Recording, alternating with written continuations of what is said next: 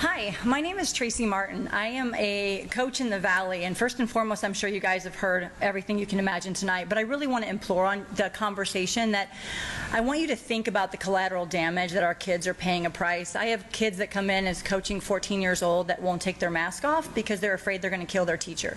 This is the language that's being instilled with them, and it's not a lifestyle. We're treating healthy, beautiful, vibrant children as if they're sick, which is a syndrome called Munchausen by proxy. And I think we all know that. The mental warfare that is playing and plaguing our children right now is really imperative to talk about. I have kids I work with from age 10 to age 26. This is not just high school, this is college, this is elementary, middle school that are dealing with this. And I think the conversation of a virus, it's gone way beyond that. I think statistics and emotion have been played out. I think at this point in time we have to look at the life, and this is not a lifestyle to treat children as if they're sick.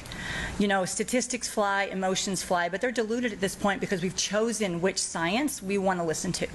And if you're looking at mask science or vaccine science, you can kind of dilute and decide who you want to listen to.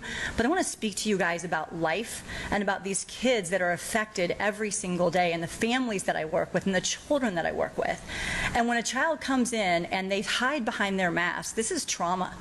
This is trauma that we're instilling on our children, and these are beautiful kids that their life is not going to be the same. And I've done this for more than 25 years, and I want to implore you to think about what's going on in the schools. And you guys sit in a privileged position to be on this board. I sit in a privileged position to work with children and to work with their families. I take this very seriously, as I'm hoping that you do as well. And when you talk to kids and you realize that what they're willing to share with you behind closed doors and what they're actually dealing with, we have to understand they are paying a very heavy price with their mental health.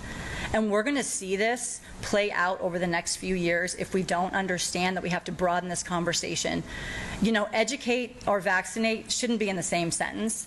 If your whole goal, end goal, is to vaccinate every kid and keep them behind a mask, then you don't deserve the position that you have right now, because education is huge in this world. And as we know, kids are the ones that are going to carry the torch on. So we're looking at a generation that you won't see the effects of this maybe right now, but you will in the future. Trauma starts when they're young, and it perpetuates their life into the future, and that's how they actually are in the world, is what they've experienced. So I would hope that an education is a good experience. My kids, the kids I coach, were so excited to go back to school, and not online. They were in person to see their friends, to have socialization, and then all of a sudden they get hit with this again, and all these different rules, and everything changes again. They don't know what's going on. The only consistent thing is the inconsistencies of the messages. I had kids that told me that if they would have gotten to school early, they could have got an opt-out mask. How consistent is that with the message? It's not. You have some that don't and some that do. You have on the outside of the doors, wear a mask, don't wear a mask. You go eat, you do these things. So I just implore you guys to think about the beautiful, bright souls that are being altered every single day. Thank you very much for your time, and I wish you a good evening. Thank you.